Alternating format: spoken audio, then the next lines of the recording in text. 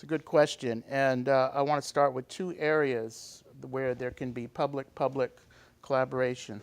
The first is with our libraries.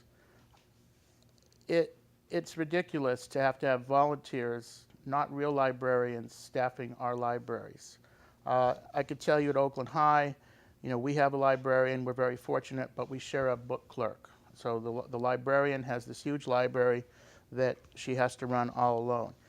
Particularly where there are neighboring Oakland public libraries close to our schools, we need to have a partnership with the city where if we can't budget a librarian full-time at an Oakland public school, we can have a partnership with the city where that librarian can be in the morning at an Oakland public library and in the afternoon or vice versa at a school library. So that's one area where the city and the district can share the cost of that librarian.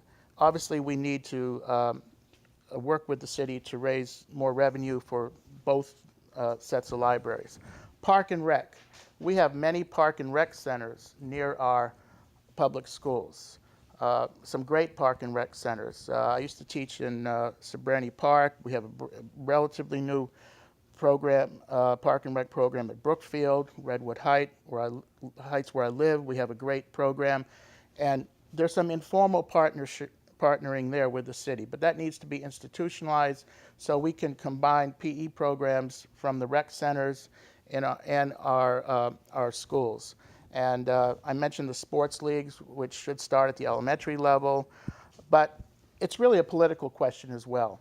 We have to have more advocacy. As I campaign around District 4, and there are 7, I believe, people running for City Council in District 4, very few, if any, are talking about progressive taxation.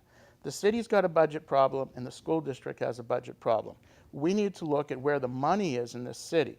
That's why I'm proposing a progressive Oakland income tax for very high income residents. I'm also proposing that the city and the school district demand of the Port of Oakland that they step up and help. And of course, we need to ask the corporate sector together. I was thinking the other day,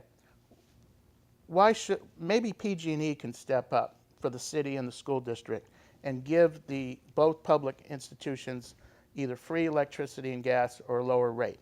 We can ask the same thing of AT&T for our phone company. I think it's a political question too, where leaders on the city council, the mayor, and the school district join together to make more demands on those institutions that basically have the wealth and the power in this city to help our public schools and to help the city out. So I think there's an issue of efficiencies as far as sharing public resources. There's also the issue of political will to demand progressive taxation and a reallocation of resources. Again, this is not a poor city. We shouldn't be cutting city services. We should not be cutting school services. We need to join together in a political manner to demand what's right for our residents and our kids.